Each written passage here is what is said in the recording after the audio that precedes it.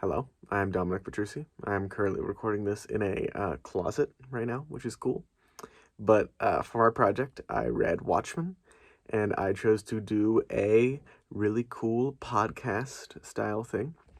The reason I chose a podcast is because my essay mostly focused on characters and how characters think.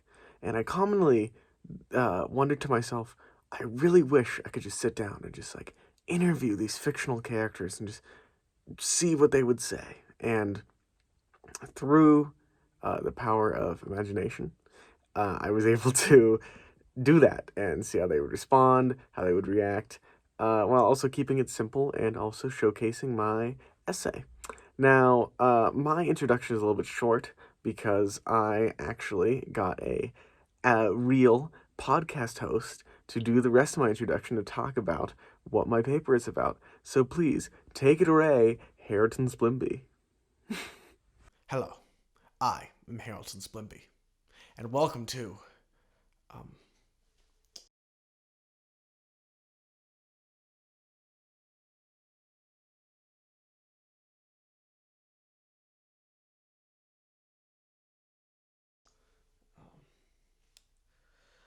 Hero Chat. It is no secret that the events of Watchmen in our own reality are controversial, to say the least. Characters' actions are morally gray and leave us, the public, wondering what they mean. This, of course, is in contrast to the heroes we typically read in our comic books. Each character has depth and flaws that make them uniquely debatable. This subverts comics' typical black and white morality, aka a good guy and a bad guy. In a separate article, The Dangers of Gray Morality in Watchmen by Dominic Petrucci, which I highly recommend, he explores this concept further. This essay is an overview of each character. It states, Watchmen crafts a mockery of black and white morality through social power struggles and individual character beliefs to create a story true to what heroes would be if they existed in the real world. In order to answer for their actions, I've invited 3 separate characters onto the podcast today. This will get a deeper understanding of how they think and if they can answer to their action. First, you know him as a hero with a skewed sense of justice. Please welcome to the podcast, Rorschach. Hello, Splimby. Rorschach, I think the first answer is simple enough. Why do you go by Rorschach? You see, my perspective and my character tends to be a good gray dilemma of moral ambiguity for the reader. Take the trolley problem, for example. In the trolley problem, it really shows who type of person that you are depending on which person you want to die. When you look at me, Rorschach, and you look at my actions with some of intense justice, my intense worldview that I'm pushing onto the world, some people look at my worldview and say, I agree with that. And some people say, I don't agree. And some people disagree on different perspectives. And it shows a lot about you, depending on what you think about me. Therefore, I am a Rorschach for the reader.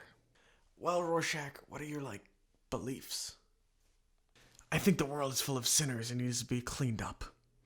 I enforce this world belief with violence, even though I think violence is bad. But it's okay because I'm stopping violence with my worldview. I also hate hypocrites, I really do hate hypocrites. I think someone really needs to clean up the city. Interesting, Rorschach. Now, one thing I'm very confused about is your relationship with the comedian. Can you elaborate on that? The comedian, he was highly involved in the Cold War, Vietnam, and other underground American missions like that. Some people view him as a womanizer, but I personally view him as a patriot who stood by his beliefs. I also stand by that a lot. He understood reality and he enforced that reality. Some people would see him as a corrupted, changed figure of a typical American patriotism, something that was very, very risky to show at the time that Watchmen came out, but I do not. I see him as a patriot. Not to judge on that, Rorschach, but the comedian is a horrible, horrible person. He's a womanizer, killed a pregnant woman in Vietnam, and finds joy in violence. On to that, Rorschach, you several times in the story don't listen to your own sense of justice. I mean, look at the end of the story.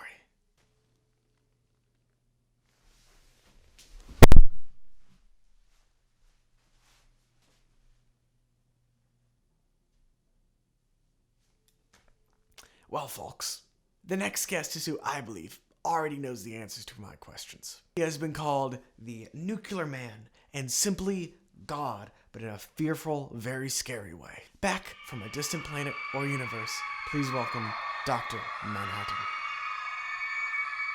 Thank you, Splimby. So, Dr. Manhattan, for people listening for the first time, what exactly are your powers?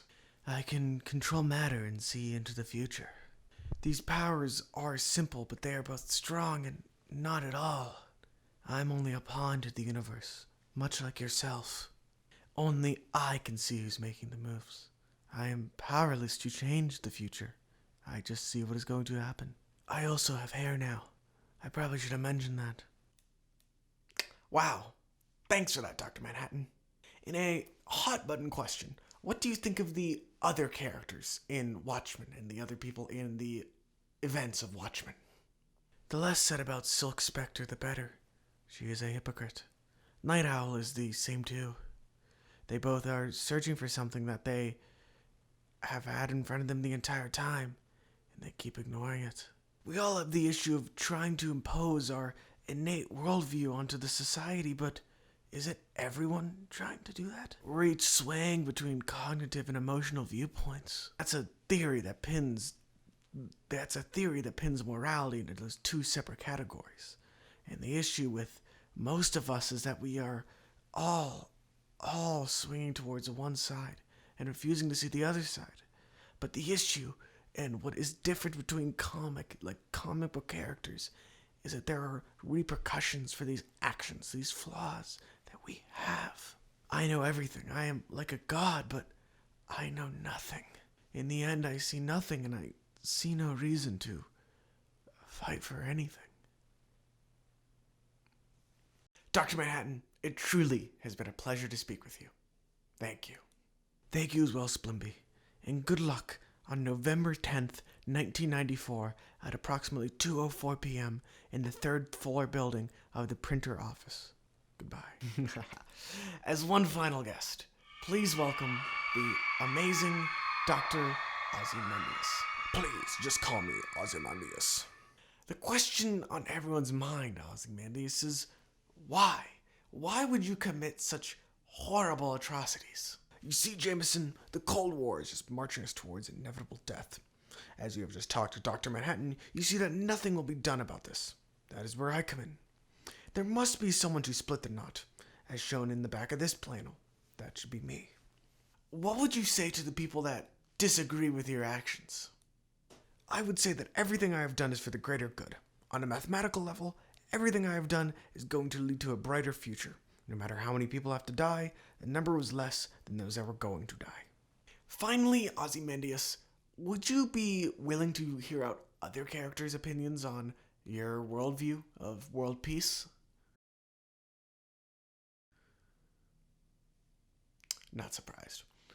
Anyway, as you have seen, folks, the cast of Watchmen are extremely enveloped in black and white morality. These non-negotiable opinions are their downfalls.